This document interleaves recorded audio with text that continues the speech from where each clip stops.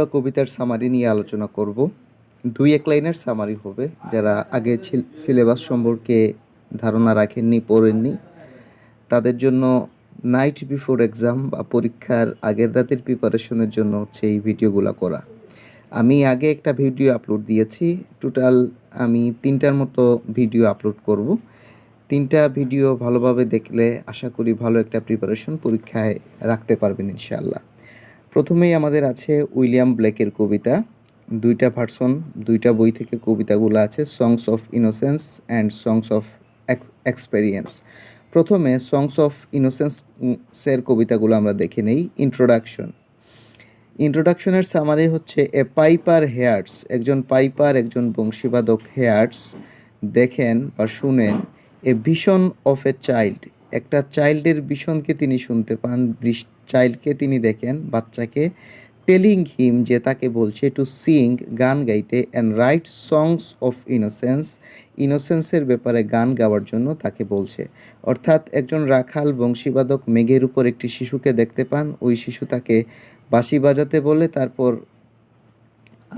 গান গাইতে বলে এবং তারপর বলে যে এই গানগুলা লেখো। এটা হচ্ছে ইন্ট্রোডাকশনের সামারি। তারপরে হচ্ছে দ্য ল্যাম্প কবিতা। দ্য ল্যাম্প কবিতার সামারি হচ্ছে দ্য পোয়েম প্রেইজেস, এই পোয়েমটি প্রশংসা করছে, প্রেইজ করছে, কার প্রশংসা করছে? দ্য ল্যাম্বের বা ভেড়ার বাচ্চা বললে সুন্দর দেখায় না, মেষ শাবক। তো মেষ শাবকের প্রশংসা করছে as a symbol of Christ innocence, যীশুখ্রিস্টের ইনোসেন্সের একটা সিম্বল হিসাবে এবং পিউরিটি বা বিশুদ্ধতার একটা সিম্বল হিসাবে। অর্থাৎ ল্যাম্পকে এই কবিতায় যীশুখ্রিস্টের ইনোসেন্স, নিষ্পাপতার একটা সিম্বল হিসাবে, পিউরিটি বা বিশুদ্ধতার একটা সিম্বল হিসাবে দেখানো হয়েছে। এই কবিতায় স্রষ্টা এবং সৃষ্টির যে সম্পর্ক আছে আমরা সেটাও দেখতে পাই। মানুষের যে পজিটিভ দিকগুলো আছে, ইনোসেন্স আছে, ভালো দিক আছে, আমরা সেটা এখানে দেখতে পাই। তারপর হচ্ছে চিমনি সুইপার ২টা আমরা পাবো, একটা হচ্ছে এক্সপেরিয়েন্সের মধ্যে, একটা হচ্ছে ইনোসেন্সের মধ্যে। তো ইনোসেন্সের যে চিমনি সুইপার আছে, এখানে এ চিমনি সুইপার ড্রিমস অফ, একজন চিমনি সুইপার কি করছে? স্বপ্ন দেখে, অফ ফ্রিডম, স্বাধীনতার স্বপ্ন, ফ্রম লেবার থেকে বা শ্রম থেকে, অ্যান্ড ফাইন্ড হোপস, সে আশা খুঁজে পায়, ইন ডিভাইন সালভেশন, ঐশ্বরিক মুক্তি বা ঈশ্বর তাকে তার অবস্থা থেকে, তার সাফারিংস থেকে, দুঃখ কষ্ট থেকে মুক্তি দিবেন, সেই স্বপ্ন সে দেখে। চিমনি সুইপার হচ্ছে যারা চিমনি বা ধোঁয়া বের হওয়ায় যে যে পাইপ দিয়ে এগুলা পরিষ্কার করতো ছোটো বাচ্চারা। তো একদিন সে স্বপ্ন দেখে ফিরিস্তা এসে তাদেরকে মুক্ত করে দিচ্ছেন, তারা লাফালাফি করছে, আনন্দ করছে, খেলাধুলা করছে, এইটা। তো এটা হচ্ছে ডিভাইন সালভেশন বা ঐশ্বরিক সালভেশনের সে স্বপ্ন দেখে। এই ব্ল্যাকের মিস্টিক এলিমেন্ট বা সিম্বলিজম আসলে আমরা এইটাও উল্লেখ করতে পারবো। তারপর হচ্ছে দ্য নাটস সং। এটা নাটস সঙ্গও আমরা 2বার পাবো, একবার পাবো হচ্ছে ইনোসেন্সে, একবার পাবো এক্সপেরিয়েন্সের মধ্যে। তো ইনোসেন্সের যে নার্স আছে, এ নার্স অ্যাডমায়ার্স, একজন নার্স প্রশংসা করছে চিলড্রেন, বাচ্চাদের, প্লেয়িং, যে বাচ্চারা খেলছে, রিফ্লেক্টিং, যেটা প্রতিফলিত করে, অন দেয়ার ইনোসেন্স অ্যান্ড জয়, এই যে তার নার্সের প্রশংসার মাধ্যমে বাচ্চাদের ইনোসেন্স এবং জয় এইটা আমরা দেখতে পাচ্ছি বা এটা প্রকাশ পাচ্ছে। তারপরে হচ্ছে হোলি থার্সডে, এই কবিতা হাইলাইটস করে ইনোসেন্স অফ চিলড্রেন, বাচ্চাদের যে ইনোসেন্স আছে সেই ইনোসেন্সকে হাইলাইট করছে। ইন এ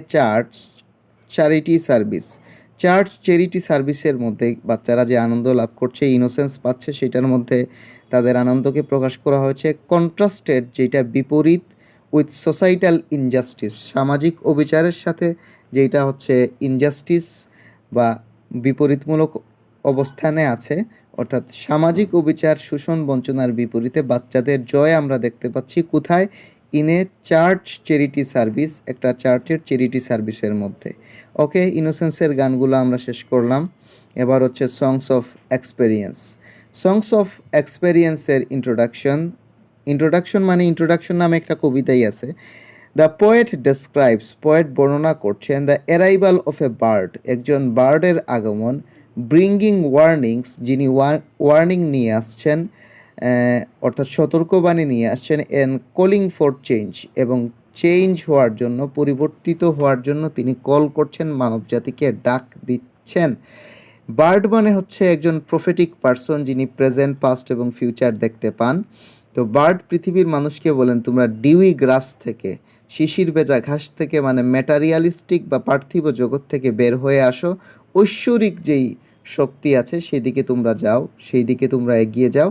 এইটা হচ্ছে ইন্ট্রোডাকশনের কি সামারি আমরা যেটা বলতে পারি। তারপরে হচ্ছে দ্য টাইগার।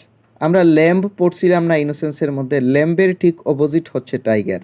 ভেড়া হচ্ছে একটা নিষ্পাপ প্রাণী, নিরীহ প্রাণী, ঠিক অপোজিট হচ্ছে টাইগার। এক্সপ্লোর করে the awe and terror of tiger, টাইগারের যে ভয় আছে, টেরর আছে, আতঙ্ক আছে, সেইটাকে এক্সপ্লোর করে, সিম্বলাইজিং, যেটা সিম্বলাইজ করে ডিভাইন ক্রিয়েশন, ঐশ্বরিক সৃজনী শক্তি অ্যান্ড পাওয়ার এবং ঐশ্বরিক ক্ষমতা। এবং এই টাইগারের মাধ্যমে ল্যাম্বের বিপরীত অবস্থা তুলে ধরে তিনি ঐশ্বরিক যে শক্তি আছে এটার উপর প্রশ্ন উত্থাপন করছেন, যে যেই আল্লাহ, যেই স্রষ্টা ল্যাম্বো বানাইছেন, ওই আল্লাহ আবার টাইগার বানাইছেন, ওই গড টাইগার বানিয়েছেন। অর্থাৎ দুইটা যে বিপরীত অবস্থা, সেই বিপরীত অবস্থা তুলে ধরতে গিয়ে উনি টাইগার এবং ল্যাম্বের সিম্বলটাকে তুলে এনেছেন। তো আমরা বিশ্বাস করি আল্লাহ যা করছেন তাই ভালো। রাত আছে বলে দিনের গুরুত্ব, দিন আছে বলে রাতের গুরুত্ব। ভালো এবং মন্দ মিলেই হচ্ছে পৃথিবী, এবং ভালো এবং মন্দের মধ্যেই হচ্ছে ঐশ্বরিক প্রজ্ঞার পরিচয় পাওয়া যায়। যাই হোক, তারপর হচ্ছে চিমনি সুইপার। চিমনি সুইপার ইনোসেন্সে পড়ছি একবার, এটা হচ্ছে এক্সপেরিয়েন্সের chimney sweeper. This version critics, এই ভার্সনটা কী করে ক্রিটিক্স করে, সমালোচনা করে সোসাইটাল নেগলেক্ট অফ চিলড্রেন, সমাজ যে বাচ্চাদেরকে নেগলেক্ট করে সেই নেগলেক্টের একটা প্রতিফলন আমরা এখানে দেখতে পাই। হিপ্রোকেসি অ্যান্ড রিলিজিয়ন, রিলিজিয়নের মধ্যে যে হিপ্রোকেসি আছে, ডাবল স্ট্যান্ডার্ডিটি আছে। আমি একটা সুন্দর শব্দ মুনাফিকি যেটাকে বলে, হিপ্রোক্রেসির বাংলাটা মুনাফিকি হতে পারে, বাট আমি সেভাবে বলতে চাচ্ছি না। তো রিলিজিয়নের মধ্যে হিপ্রোক্রেসি এবং সমাজ যে বাচ্চাদের নেগলেক্ট করে, তাদেরকে অবজ্ঞা করে, ইগনোরেন্স করে, সেই ব্যাপারটা চিমনি সুইপারের মধ্যে তিনি তুলে ধরেছেন। আমরা আবার একটা জিনিস মেনশন করি, এটা কিন্তু কবির মনোভাব, আমাদের পার্সোনাল কোনো ওপিনিয়ন এখানে নেই। তো গ্রামে অনেক সময় হয়, গ্রামের বিয়েগুলাতে দেখা যায় বাচ্চারা পরে বসবে, বাচ্চারা পরে বসবে, গ্রামের বাচ্চাগুলাদেরকে বিয়ের শেষ ব্যাচগুলাতে খেতে দেয়া হচ্ছে। তো এই হচ্ছে সোসাইটাল নেগলেক্টের একটা উদাহরণ আর কি, আমার মাথায় আসলো তাই হঠাৎ করে আপনাদের সাথে এটা বললাম। তারপরে হচ্ছে নার্সেস সং, এটা আমরা ইনোসেন্সে পাইছি, এখন এক্সপেরিয়েন্সে দেখি কীরকম। দ্য জয় ইন ইনোসেন্স, ইনোসেন্সের মধ্যে যে আনন্দ ছিল, টার্নস, পরিণত হচ্ছে, পরিবর্তিত হচ্ছে, to a reflection on bitterness and experience. অর্থাৎ নার্সেস সং ইনোসেন্সের মধ্যে যেটা পাইছিলাম, ওইটার মধ্যে তাদের বাচ্চাদের যে আনন্দটা ছিল, ওইটা বিটারনেস, তিক্ততা, এক্সপেরিয়েন্সের যে তিক্ততা আছে সেই তিক্ততায় পরিণত হচ্ছে, সেই তিক্ততাকে তুলে ধরছে। তারপরে হোলি থার্সডে, ক্রিটিসাইজ, হোলি থার্সডেতে এক্সপেরিয়েন্সে হোলি থার্সডে যেটা আছে এখানে ক্রিটিসাইজ করা হয়েছে দ্য এক্সপ্লয়টেশন, শোষণ অ্যান্ড সাফারিং অফ চিলড্রেন, বাচ্চাদের উপর যে শোষণ এবং তাদের উপর যে দুঃখ কষ্ট হয় সেই দুঃখ কষ্টকে তুলে ধরা হয়েছে। রিবেইলিং, যেটা প্রকাশ করে হার্শ রিয়েলিটিস, রূঢ় বাস্তবতা, কঠিন বাস্তবতাকে প্রকাশ করে। তারপরে একটা এক্সট্রা কবিতা, অর্থাৎ একটার বিপরীতে আর একটা পাচ্ছি, ইনোসেন্সে যেইটা আছে তার উল্টাটা এক্সপেরিয়েন্সে আছে। সিলেবাসে এক্সট্রা একটা কবিতা এক্সপেরিয়েন্সে দেয়া আছে, এটা হচ্ছে London. A grim portrayal of sufferings, পোর্ট্রেয়ালের একটা দুঃখজনক বা করুণ চিত্রায়ন করা হয়েছে, করাপশনের চিত্রায়ন করা হয়েছে, অপ্রেশনের চিত্রায়ন করা হয়েছে ইন আরবান লাইফ বা নগর জীবনে। ইন্ডাস্ট্রিয়ালাইজেশন, শিল্পায়ন, প্রাতিষ্ঠানিক কাঠামো কীভাবে সাফারিং, করাপশন, অপ্রেশনের জন্ম দিতে পারে সেটা এই কবিতাগুলোতে আলোচনা করা হয়েছে। আমরা উইলিয়াম ব্লেক শেষ করলাম, এবার আমরা উইলিয়াম ওয়ার্ডসওয়ার্থ সম্পর্কে আলোচনা করব। উইলিয়াম ওয়ার্ডসওয়ার্থের প্রথম যে কবিতা সেটা হচ্ছে টিনটার্ন অ্যাবে। টিনটার্ন অ্যাবেতে তিনি কি করছেন, ওয়ার্ডসওয়ার্থ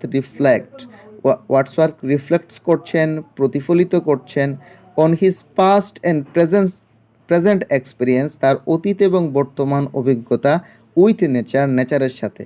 অর্থাৎ এই কবিতায় প্রকৃতির সাথে, নেচারের সাথে কবির অতীত এবং বর্তমান অভিজ্ঞতাকে তিনি তুলে ধরছেন। আগে ওনার অভিজ্ঞতা কীরকম ছিল, বর্তমানে ওনার অভিজ্ঞতা কীরকম, নেচার সম্পর্কে ওনার দৃষ্টিভঙ্গি কীরকম।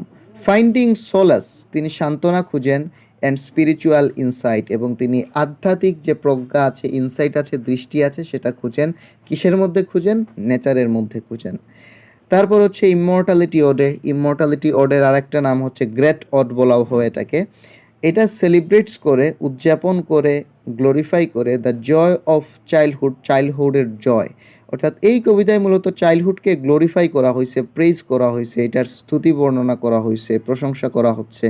অ্যান্ড মৌন, এবং দুঃখ প্রকাশ করছে, শোক প্রকাশ করছে।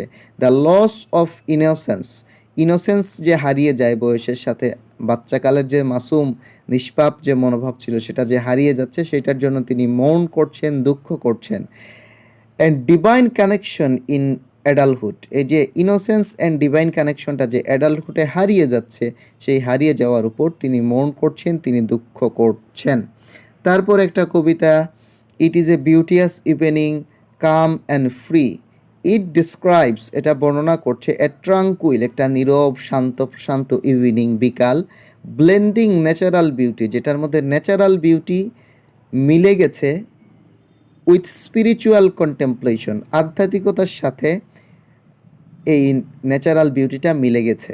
ওইটা উনি ওনার মেয়ের ব্যাপারে কবিতা লিখছিলেন। আমরা ডিটেলসে যেহেতু যাচ্ছি না এখন, আমরা এত কিছু বলতে পারছি না। অর্থাৎ ন্যাচারাল বিউটি এবং স্পিরিচুয়ালিটি একসাথে কিভাবে মিলে যাচ্ছে, খাপ খেয়ে যাচ্ছে, এই বিষয়টাকে তিনি it is a beauteous evening, calm and free, এই কবিতার মধ্যে তিনি তুলে ধরেছেন। তারপরে হচ্ছে লন্ডন 1802। এখানে ওয়াটসওয়ার্থ মিল্টনকে বলছেন যে, হে মিল্টন, আপনি আসেন, একজন গাইড হিসাবে আসেন, এবং এই লন্ডনকে, ইংল্যান্ড এখন যে অবস্থায় আছে সেখান থেকে আপনি উত্তরণ করে আমাদের আগের অবস্থায় নিয়ে যান, উৎকর্ষের লেভেলে নিয়ে যান। দ্যাটস মিন লন্ডনের বর্তমান অবস্থা নিয়ে ওয়াটসওয়ার্থ সন্তুষ্ট নয়, তিনি মিল্টনের যুগে ফিরে যেতে চান।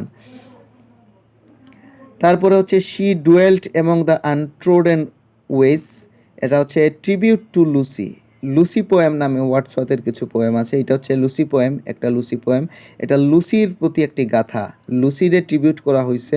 এ সিম্পল অ্যান্ড আননোটিসড ওমেন, একটা সিম্পল ওমেন, আননোটিসড ওমেন, যাকে কেউ খেয়াল করে না, সহজ সরল ওমেন। হাইলাইটিং, যেটা হাইলাইট করে হার বিউটি অ্যান্ড লস, তার বিউটি এবং তার লস, এটাকে এই কবিতায় হাইলাইট করা হয়েছে। রোমান্টিসিজমের একটা বৈশিষ্ট্য হচ্ছে ছোটো থেকে ছোটো জিনিসগুলা নিয়ে এখানে আলোচনা করা হয়, কবিতা লেখা হয়। রিটার্ন টু নেচার বা প্রকৃতির ক্ষুদ্র ক্ষুদ্র জিনিসের মধ্যেও ফিরে আসা হয়। একজন রাখাল, একটি মেয়ে শস্য ক্ষেত আরোহণ করছে আর গান গাইছে, ওইটা নিয়ে কবি কবিতা লিখে ফেলেছেন। ইঁদুর নিয়ে রোমান্টিসিজমে কবিতা লেখা হয়েছে। তো এইটাই হচ্ছে রোমান্টিসিজম। আমরা যে গতকালকে ওয়াটসওয়ার্থের কবিতার বৈশিষ্ট্য পড়ছিলাম, এর মধ্যে একটা বৈশিষ্ট্য ছিল তিনি কমন পিপুলের উপর এমফাসাইজ করছেন বা গুরুত্ব দিয়েছেন। ওয়াটসওয়ার্থ শেষ, এবার হচ্ছে এস.টি. কোলরিজ। এস.টি. কোলরিজের rime of the ancient mariner tells of, a mariner tells of, একজন মেরিনার বলছেন, of his cursed journey at sea, সাগরে তার যে কার্সড জার্নি, অভিশপ্ত জার্নি ছিল, সেইটা সম্পর্কে তিনি বলছেন। হোয়ার্স, যেখানে হি লার্নস, তিনি শিখেন, the value of all gods creature, স্রষ্টার যে সব সৃষ্টি আছে, সেই সব সৃষ্টির যে গুরুত্ব আছে, সেই গুরুত্ব সম্পর্কে তিনি জানতে পারেন। কিভাবে জানতে পারেন? তিনি ওই খামোখা কোনো কারণ ছাড়া আলবাট্রস নামে একটি পাখিকে মেরে ফেলেছিলেন। ওই পাখিকে মেরে ফেলার কারণে উনার যা সাফারিংস, দুঃখ কষ্ট সমুদ্রপথে আসছে, জাহাজ নষ্ট হয়ে গিয়েছিল, এইটার মাধ্যমে উনি শিখতে পারছেন যে না, ঈশ্বরের, আল্লাহর সব সৃষ্টিই হচ্ছে গুরুত্বপূর্ণ। তারপরে কোলরিজের দ্বিতীয় পোয়েম কুবলা খান ডেসক্রাইবস, বর্ণনা করে the Majestic and mysterious palace of Kubla Khan. Kubla খানের যে প্রাসাদ আছে, এটা হচ্ছে বলা হচ্ছে ম্যাজেস্টিক। ম্যাজেস্টিক মানে হচ্ছে উৎকর্ষ, মহাকর্ষ, আভিজাত্যমূলক, মিস্টেরিয়াস এবং একই সাথে রহস্যপূর্ণ। ব্লেন্ডিং ইমাজিনেশন, যেটা ইমাজিনেশনকে ব্লেন্ড করছে, মিশ্রিত করছে ন্যাচারাল ইমেজারির সাথে, ন্যাচারাল ইমাজিনারি বিষয়গুলোর সাথে, ইমেজারি বা চিত্রায়নের সাথে। তারপরে হচ্ছে বাইরনের একটা কবিতা আছে, একটা কবিতাও পুরা নাই, ডন জুয়ানের কান্টো 1 আছে।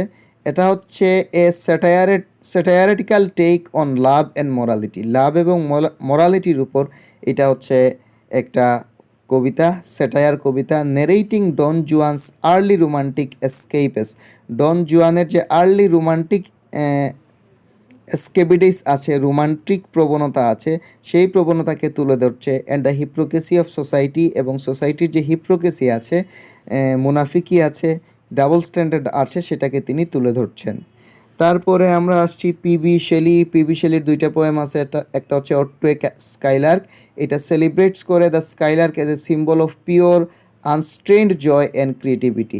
স্কাইলার্ক হচ্ছে একটা প্রতীক, পিওর এবং লিমিটলেস জয়, আনন্দ এবং ক্রিয়েটিভিটির প্রতীক হিসাবে।